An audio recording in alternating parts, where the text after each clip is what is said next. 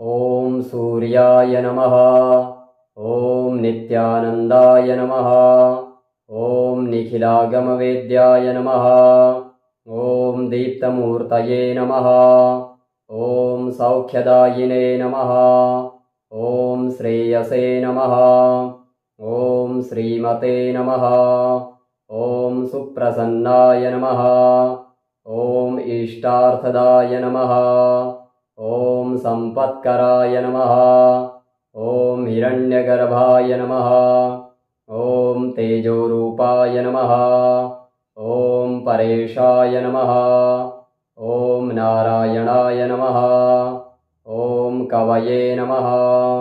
ॐ सूर्याय नमः। ॐ सकलजगतां पतये नमः।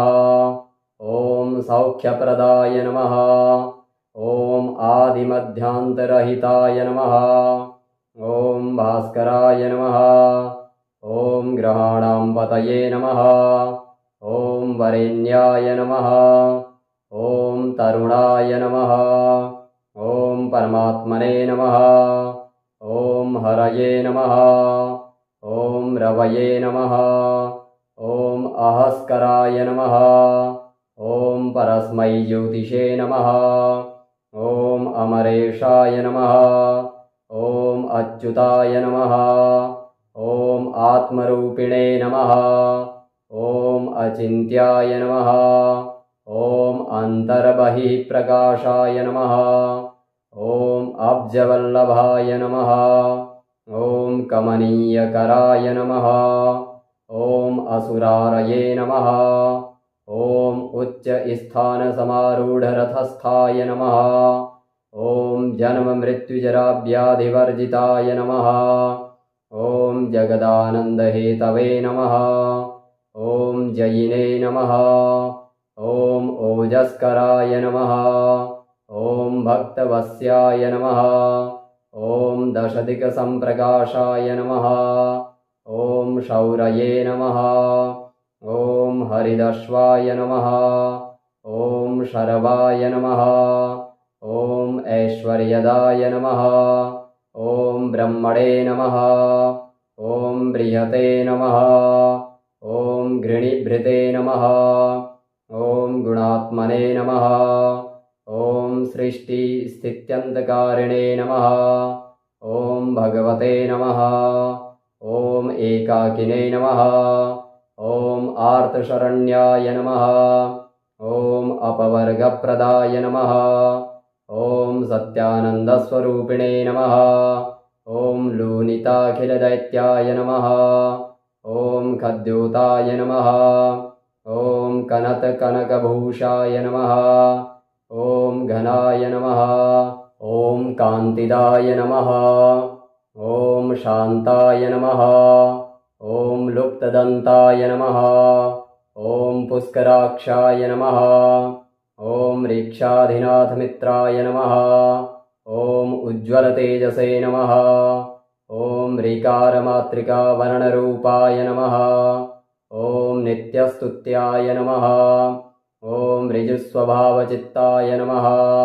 ॐ ऋक्षचक्रचराय नमः। ॐ ऋगघन्त्रे नमः। ॐ ऋषिवन्द्याय नमः। ॐ ऊरुद्वयाभावरूपयुक्तसारथये नमः। ॐ जयाय नमः। ॐ निर्जराय नमः। ॐ वीराय नमः। ॐ ऊर्जस्वराय नमः। ॐ ऋषिकेशाय नमः। ॐ उद्यतकिरणजालाय नमः।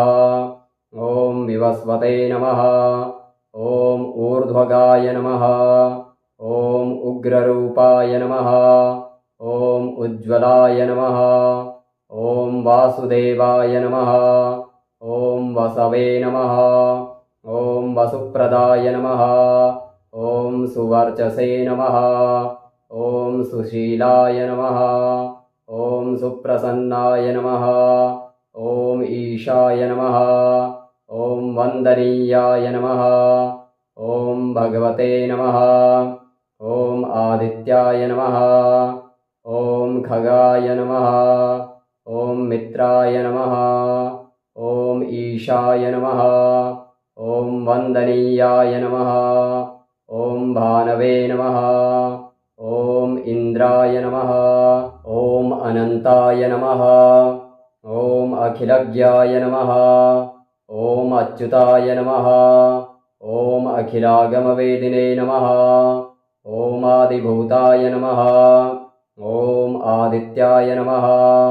ॐ आर्तरक्षकाय नमः। ॐ असमानवराय नमः। ॐ करुणारससिन्धवे नमः। ॐ शरण्याय नमः। ॐ अरुणाय नमः। ॐ सूर्याय नमः। ॐ नित्यानन्दाय नमः। ॐ निखिलागमवेद्याय नमः। ॐ दीप्तमूर्तये नमः।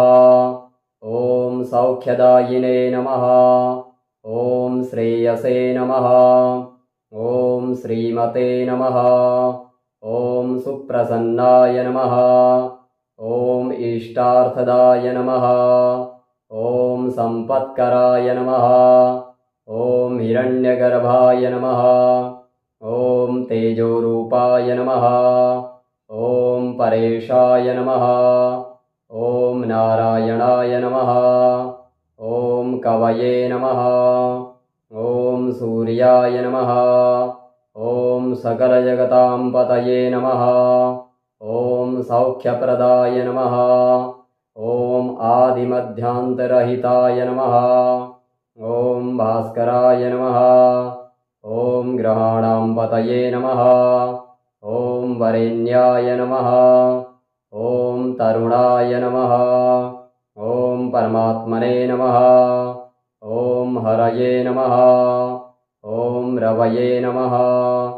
ॐ अहस्कराय नमः। ॐ परस्मै ज्योतिषे नमः। ॐ अमरेशाय नमः। ॐ अच्युताय नमः। ॐ आत्मरूपिणे नमः। ॐ अचिन्त्याय नमः। ॐ अन्तर्बहिः प्रकाशाय नमः। ॐ अब्जवल्लभाय नमः। ॐ कमनीयकराय नमः। ॐ असुरारये नमः। ॐ उच्चस्थानसमारूढरथस्थाय नमः। ॐ जन्ममृत्युजराव्याधिवर्जिताय नमः। ॐ जगदानन्दहेतवे नमः। ॐ जयिने नमः। ॐ ओजस्कराय नमः। ॐ भक्तवत्स्याय नमः। ॐ दशदिक्सम्प्रकाशाय नमः। ॐ शौरये नमः। ॐ हरिदश्वाय नमः। ॐ शर्वाय नमः। ॐ ऐश्वर्यदाय नमः। ॐ ब्रह्मणे नमः। ॐ बृहते नमः। ॐ घृणिभृते नमः। ॐ गुणात्मने नमः। ॐ सृष्टिस्थित्यन्तकारिणे नमः। ॐ भगवते नमः। ॐ एकाकिने नमः। ॐ आर्तशरण्याय नमः। ॐ अपवर्गप्रदाय नमः। ॐ सत्यानन्दस्वरूपिणे नमः। ॐ लूनिताखिलदैत्याय नमः। ॐ खद्योताय नमः। ॐ कनतकनकभूषाय नमः। ॐ घनाय नमः। ॐ कान्तिदाय नमः। ॐ शान्ताय नमः। ॐ लुप्तदन्ताय नमः। ॐ पुष्कराक्षाय नमः। ॐ ऋक्षाधिनाथमित्राय नमः।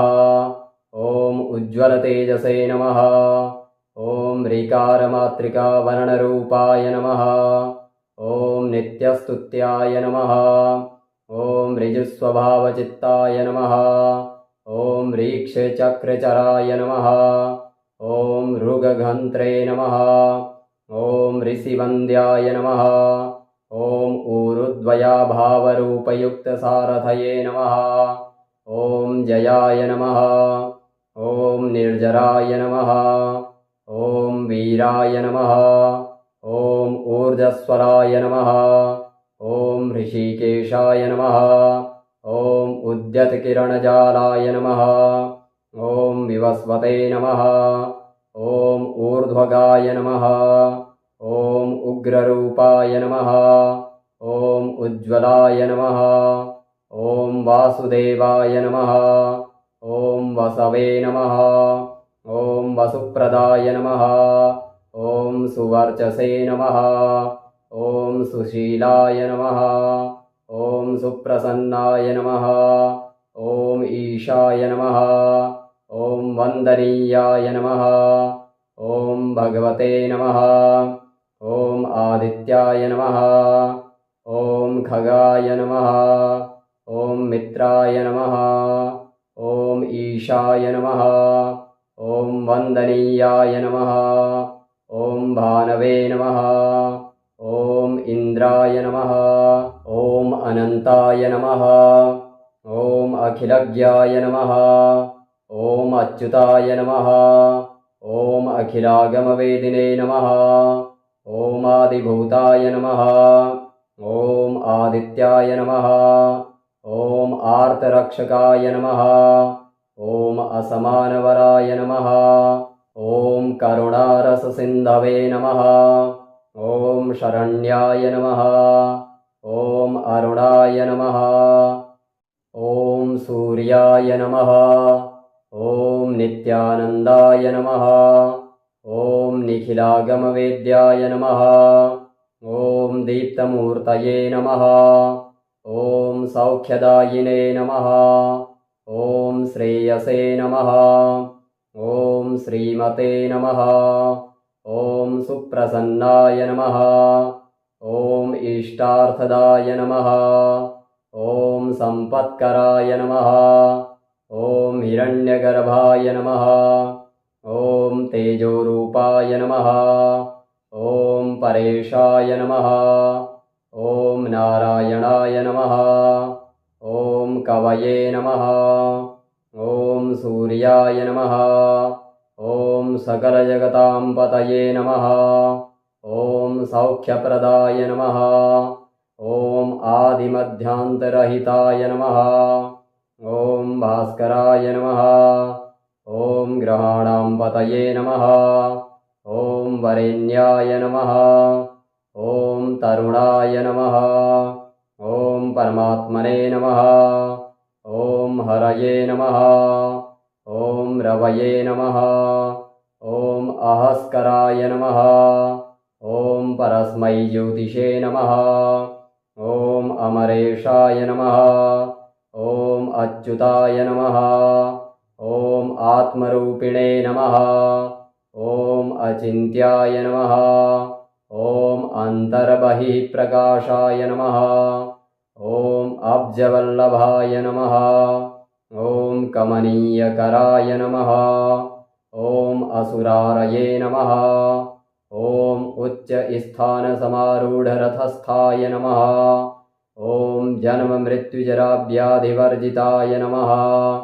ॐ जगदानन्दहेतवे नमः। ॐ जयिने नमः। ॐ ओजस्कराय नमः। ॐ भक्तवत्स्याय नमः। ॐ दशदिक्सम्प्रकाशाय नमः।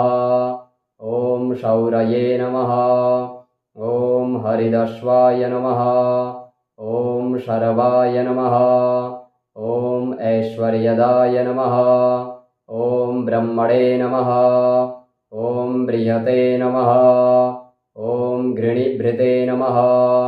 ॐ गुणात्मने नमः। ॐ सृष्टिस्थित्यन्तकारिणे नमः। ॐ भगवते नमः। ॐ एकाकिने नमः। ॐ आर्तशरण्याय नमः। ॐ अपवर्गप्रदाय नमः। ॐ सत्यानन्दस्वरूपिणे नमः।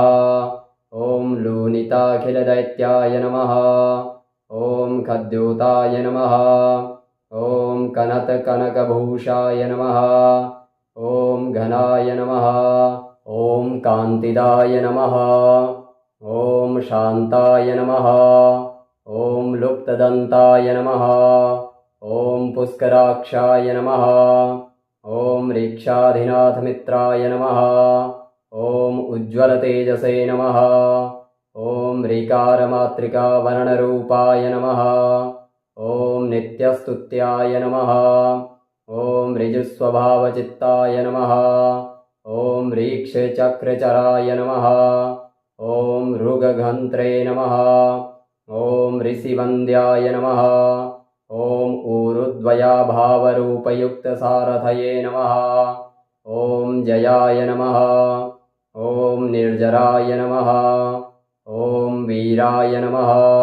ॐ ऊर्ध्वस्वराय नमः। ॐ ऋषिकेशाय नमः। ॐ उद्यतकिरणजालाय नमः। ॐ विवस्वते नमः। ॐ ऊर्ध्वगाय नमः। ॐ उग्ररूपाय नमः। ॐ उज्ज्वलाय नमः। ॐ वासुदेवाय नमः। ॐ वसवे नमः। ॐ वसुप्रदाय नमः। ॐ सुवर्चसे नमः। ॐ सुशीलाय नमः। ॐ सुप्रसन्नाय नमः। ॐ ईशाय नमः। ॐ वन्दनीयाय नमः। ॐ भगवते नमः। ॐ आदित्याय नमः। ॐ खगाय नमः। ॐ मित्राय नमः। ॐ ईशाय नमः। ॐ वन्दनीयाय नमः। ॐ भानवे नमः। ॐ इन्द्राय नमः। ॐ अनन्ताय नमः। ॐ अखिलज्ञाय नमः।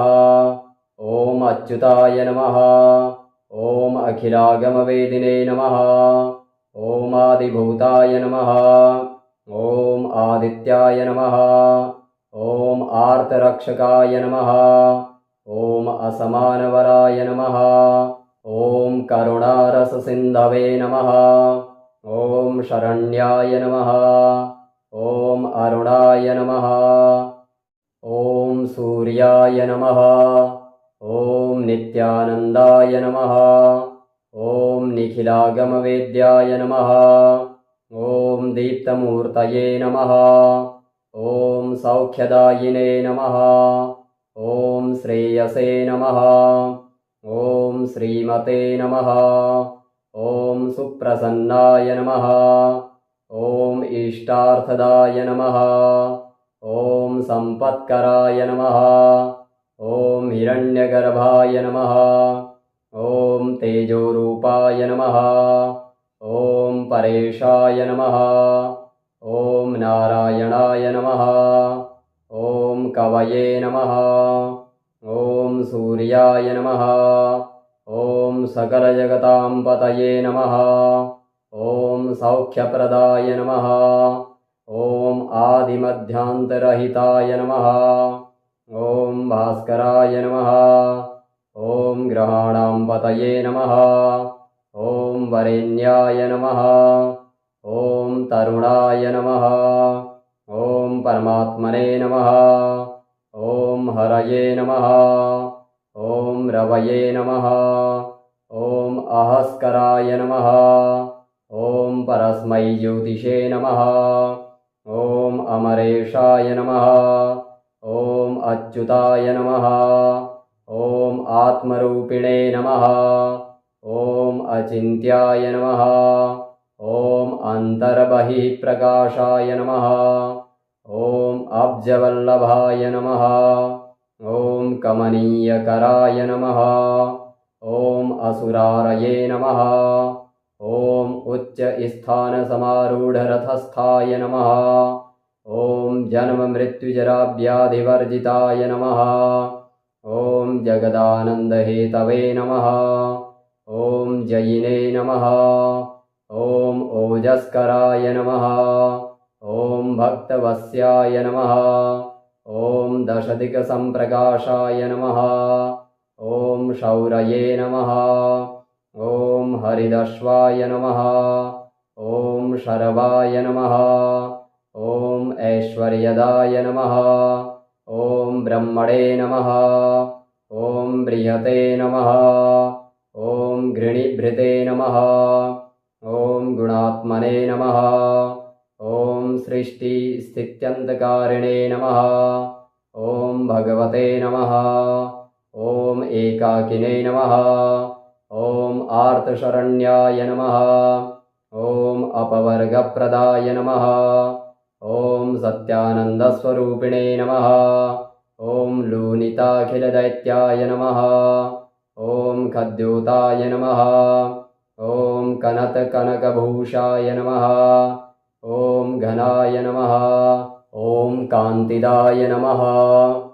ॐ शान्ताय नमः। ॐ लुप्तदन्ताय नमः।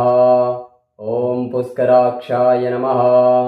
ॐ ऋक्षाधिनाथमित्राय नमः। ॐ उज्ज्वलतेजसे नमः। ॐ ऋकारमातृकावर्णरूपाय नमः। ॐ नित्यस्तुत्याय नमः। ॐ ऋजुस्वभावचित्ताय नमः। ॐ ऋक्षचक्रचराय नमः। ॐ मृगघन्त्रे नमः। ॐ ऋषिवन्द्याय नमः।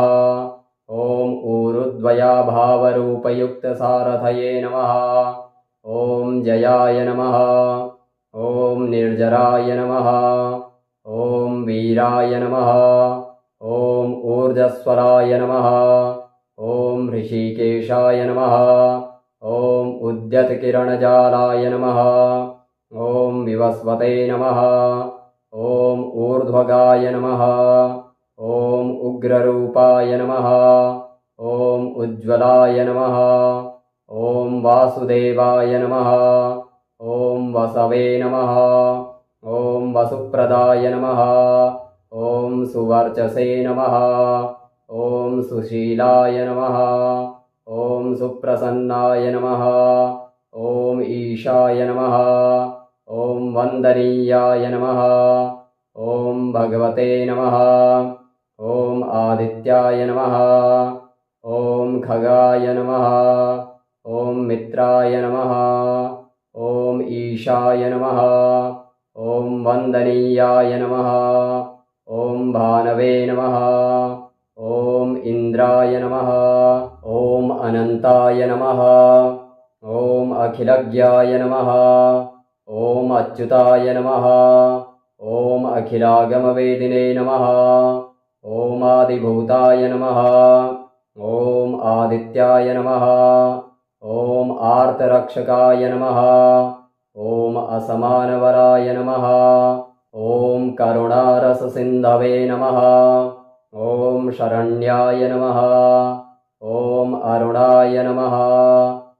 ॐ सूर्याय नमः। ॐ नित्यानन्दाय नमः। ॐ निखिलागमवेद्याय नमः। ॐ दीप्तमूर्तये नमः। ॐ सौख्यदायिने नमः। ॐ श्रेयसे नमः। ॐ श्रीमते नमः। ॐ सुप्रसन्नाय नमः। ॐ इष्टार्थदाय नमः। ॐ सम्पत्कराय नमः। ॐ हिरण्यगर्भाय नमः। ॐ तेजोरूपाय नमः। ॐ परेशाय नमः। ॐ नारायणाय नमः। ॐ कवये नमः। ॐ सूर्याय नमः। ॐ सकलजगतां पतये नमः। ॐ सौख्यप्रदाय नमः। ॐ आदिमध्यान्तरहिताय नमः। ॐ भास्कराय नमः। ॐ ग्रहाणां पतये नमः। ॐ वरेण्याय नमः। ॐ तरुणाय नमः। ॐ परमात्मने नमः। ॐ हरये नमः। ॐ रवये नमः। ॐ अहस्कराय नमः। ॐ परस्मै ज्योतिषे नमः। ॐ अमरेशाय नमः। ॐ अच्युताय नमः। ॐ आत्मरूपिणे नमः। ॐ अचिन्त्याय नमः। ॐ अन्तर्बहिः प्रकाशाय नमः। ॐ अब्जवल्लभाय नमः। ॐ कमनीयकराय नमः। ॐ असुरारये नमः। ॐ उच्चस्थानसमारूढरथस्थाय नमः। ॐ जन्ममृत्युजराव्याधिवर्जिताय नमः। ॐ जगदानन्दहेतवे नमः। ॐ जयिने नमः। ॐ ओजस्कराय नमः। ॐ भक्तवत्स्याय नमः। ॐ दशदिक्सम्प्रकाशाय नमः। ॐ शौरये नमः। ॐ हरिदश्वाय नमः। ॐ शरवाय नमः। ॐ ऐश्वर्यदाय नमः। ॐ ब्रह्मणे नमः। ॐ बृहते नमः। ॐ घृणिभृते नमः। ॐ गुणात्मने नमः। ॐ सृष्टिस्थित्यन्तकारिणे नमः। ॐ भगवते नमः। ॐ एकाकिने नमः। ॐ आर्तशरण्याय नमः। ॐ अपवर्गप्रदाय नमः। ॐ सत्यानन्दस्वरूपिणे नमः। ॐ लूनिताखिलदैत्याय नमः। ॐ खद्योताय नमः। ॐ कनतकनकभूषाय नमः। ॐ घनाय नमः। ॐ कान्तिदाय नमः। ॐ शान्ताय नमः। ॐ लुप्तदन्ताय नमः।